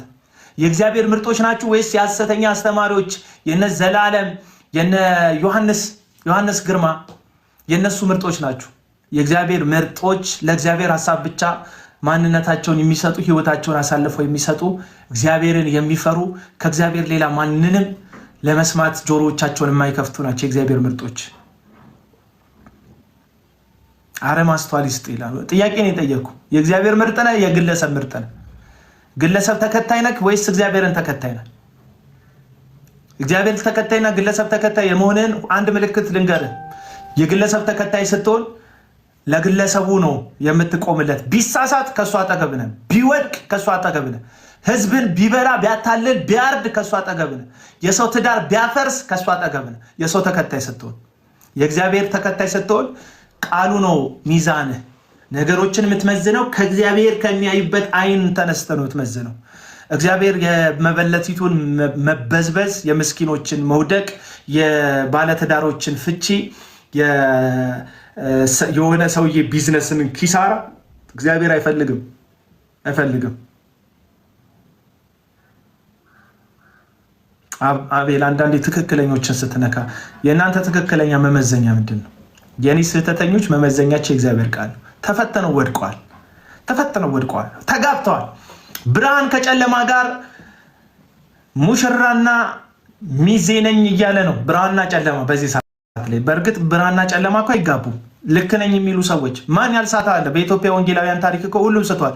ርዕት ፕሮፓጋንዳ ወይም ደግሞ የአንድ የአዝማሪ ለሚለጠፍለት ብርና ለሚሰጠው እንትን አጭሩን ሰውዬ ሸንቃጣ፣ ረጅም ወፍራሙን ሰውዬ ሸንቃጣ ብሎ የውሸት ግጥምና ስንኙን ደርድሮ እንደሚቀኝ አዝማሪ ነው ያዘመረው እንጂ ምንም አይነት የወንጌል ስታንድም የወንጌል እውነትም አልተናገረም። የወለጋ ማህበረሰብ ይሆናል ሌላም የትኛው ማህበረሰብ በእንደዚህ አይነት ተኩሎች እንዳትበሉ ራሳችሁን ጠብቁ። ለእናንተ የሚያስፈልጋችሁ ጠላት ካላችሁ፣ ጠላት ብላችሁ የያዛችሁት ማህበረሰብ ካለ፣ ጠላት ብላችሁ የያዛችሁት ህዝብ ካለ፣ ጠላት ብላችሁ የያዛችሁት ግለሰብ ካለ ጠላቶቻችሁን ውደዱ፣ የሚረግሟችሁን መርቁ የሚለው የወንጌል እውነት ነው የሚያስፈልጋችሁ እንጂ አዲስ ጠላት በነብይ በሚል ሰው እየተሰራ ጠላት አያስፈልጋችሁ። ያለን ብላችሁ የምታስቡትን ጠላት ውደዱ። የወንጌል መልእክት ይሄ ነው። ኃጢአተኞች ናችሁ፣ በብዙ ድካም ውስጥ አልፋችኋል። ለዛ ደግሞ መድኃኒት አለ፣ እርሱም ኢየሱስ ክርስቶስ ይባላል። ይሄንን ኢየሱስን ይሄንን የዓለምን መድኃኒት ተቀበሉ።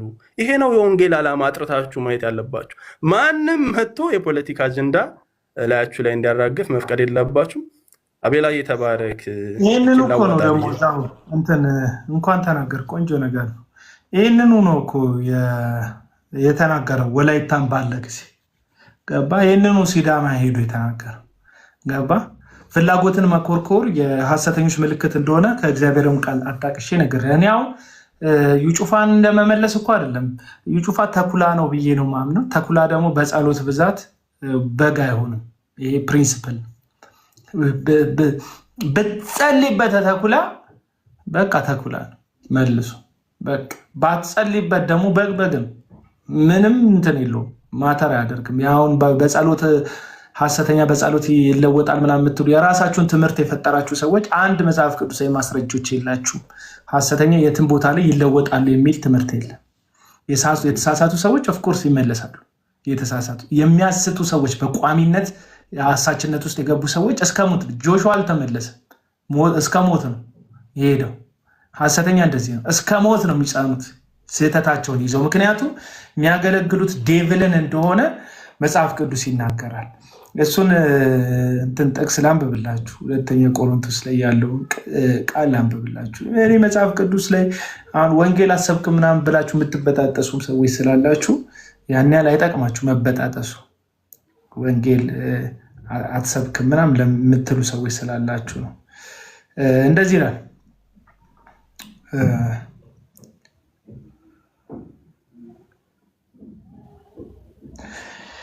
እሺ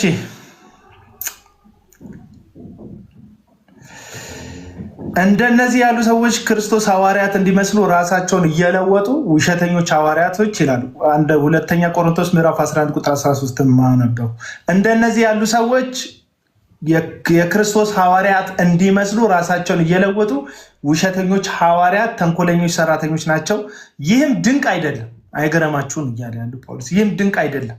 ለምንድን ነው ድንቅ ያለው ነው ስንል ሰይጣን ራሱ የብርሃንን መልአክ እንዲመስል ራሱን ይለውጣልና፣ እንግዲህ አገልጋዮቹም ደግሞ የጽድቅ አገልጋይ እንዲመስሉ ራሳቸውን ቢለውጡ ታላቅ ነገር አይደለም፣ ፍጻሜያቸው እንደ ስራቸው ይሆናል። አለቀ። ሰይጣን የብርሃንን መልአክ እንደሚመስል ራሱን ይለውጣል እንዲመስል። ሚካኤል ይጫወታል። ሰይጣን መጥቶ በሚያባብል ቃል የሚያወራ ሰውን ጥያቄ ምልክት ውስጥ አስገባ። ወንጌል አንተን ማባበያ አንተን ማማለያ አይደለም። ወንጌል ከሰማከው ህይወት። ለዚህ ነው ለሚሰሙን የህይወት ሽታ ለማይሰሙን ደግሞ የሞት ሽታ ነን የሚለው ጳውሎስ። ቀጥታ ወደ ዩቲዩብ ቻናል ይወስዳቸዋል። ሰብስክራይብ አድርጉ። ሌሎቻችሁ እንጀራ ናቸው እነዚህ ሰዎች ምናምን የምትሉኝ፣ አዎ እንጀራዎቼ ናቸው። በሽታ ጥሩ አይደለም፣ በሽታ መጥፎ ነው። ግን በሽታ የሐኪሞች የእንጀራቸው ምክንያት አሁን ጥሩ ነው። ሐሰተኛ ነቢይ ጥሩ አይደለም፣ መጥፎ ነው። ሐሰተኛ ነቢያትን መጥረግ፣ ቆሻሻ ማጽዳት ደግሞ የኔ ስራ ነው። ሌባ መጥፎ ነው፣ ሌባ ጥሩ አይደለም። በማህበረሰብ ሌባ ባይኖር ጥሩ ነው። ግን በቃ እንዳለመታደል ለፖሊስ ግን የገቢ ምንጩ ህግን ማስከበርና ሌባን መጠበቅ ነው። አለቀ። ምን ላድርግ? እንጀራ ክችክ ናቸው ነው የምትሉ ሰዎች እንጀሮቼ ናቸው። እነሱ የሚበሉት የአመፅና የሐሰት በእግዚአብሔር ስም ከሚበላ እንጀራ ነው። እግዚአብሔር ቃል እንደዚያ አይልም ብሎ ትክክለኛ እውነተኛ ነገር ተናግሮ እንጀራ መብላት ከተቻለ ጥሩ ነው። እንደምትሉት የሚያበላም ነገር የለም እንጂ ከተበላ ግን በጣም ጸዴ ነው። እና ተባረኩልኝ። ቴንኪው። ማታ እመለስበታለሁ። አሁን አንድ ቪዲዮ ጀርሚ የተናገረው ንግግር ጨምሬ አንድ ቪዲዮ ሰርቼ የፈጠነ እለቃለሁ። ሪፖስት ለማድረግ አብራችሁኝ ቆሙ። ያው ስድባችሁን የምትለቁብን ሰዎች ቀበላችኋለሁ። ጀርሚ ቴንኪው ሀሳብን ስለሰጠ እና የተስፋዬ ሮበሌን ገብታችሁ ኦርቶዶክሳውያንም እዩት፣ ወንጌላውያንም እዩት። ተስፋዬ ሮበሌ ከመስቀል ሚዲያ ጋር ቆይታ ነበረው። ገብታችሁ ተከታተሉት ለማለት ነው። ወዳችኋል። ተባረኩ። ሰላም